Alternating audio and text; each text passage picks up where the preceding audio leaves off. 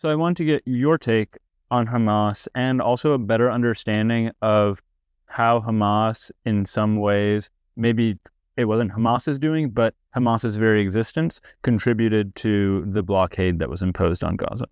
Right. Well, the blockade goes back to 1993.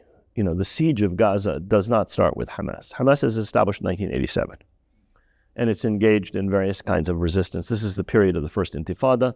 Most of the First Intifada's resistance is things like boycotts, strikes, demonstrations, rock throwing. So there's some violence, but it's essentially a popular uprising. And Hamas is involved in this and is also carrying out military activities. But the actual siege of Gaza, which becomes more and more tight as time goes on, starts with the Oslo Accords.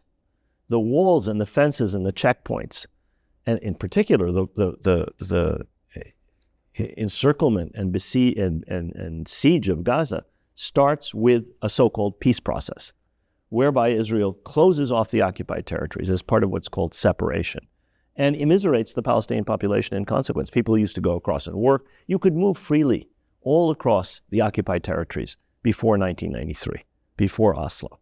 You could rent a car in the West Bank and drive to the Golan Heights. You could drive to Eilat. You could drive to Gaza with almost no hindrance. The sealing off of the Gaza Strip and of parts of the West Bank begins with the Oslo process, with this so-called peace process. And it becomes more and more intense, and that in turn generates resistance.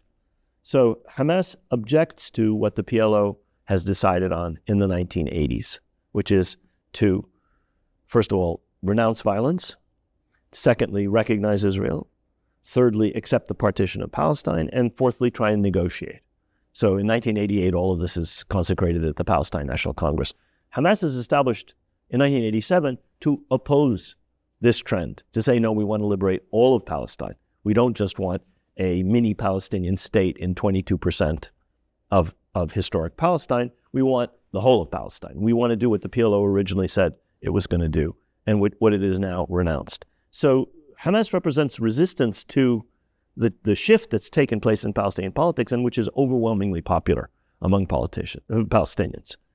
To explain why it does what it does, you have to understand the failure of the process that the Palestinians enter into at Oslo. I mean, I was involved in negotiations from Madrid in October of 1991 as an advisor to the Palestinian delegation until the summer of 1993. And what we realized is that this is not a process that's intended to lead to independence, sovereignty, self-determination, and statehood. This is a process that's intended to prolong and maintain occupation, to prolong and maintain and expand Israeli settlements, and to get the Palestinians to accept this. And that's the goal, to get the Palestinians to accept this? Essentially, yes, to get them to accept less than a state. And in fact, those are the words that Prime Minister Rabin uses in his last speech before the Israeli Knesset, just before he is assassinated in 1995. He says, what we're offering the Palestinians is less than a state, and we will control the Jordan River Valley. What does that mean? It means the occupation continues.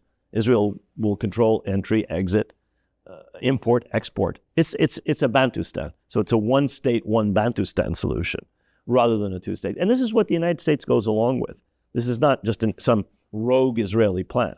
And that's really all that the most forthcoming Israeli leaders, people like Rabin, people like Barak, people like Ehud Olmert, were ever willing to offer. And in view of that, Hamas gets stronger and stronger. If they're not going to give us the state that you made all these concessions for, why should we not resist? Why should we not use violence? And frankly, the expansion of settlements, which continues, the tightening of the occupation, which proceeds all through the 1990s, strengthens Hamas. And they carry out attacks, they carry out suicide bombings that derail the process.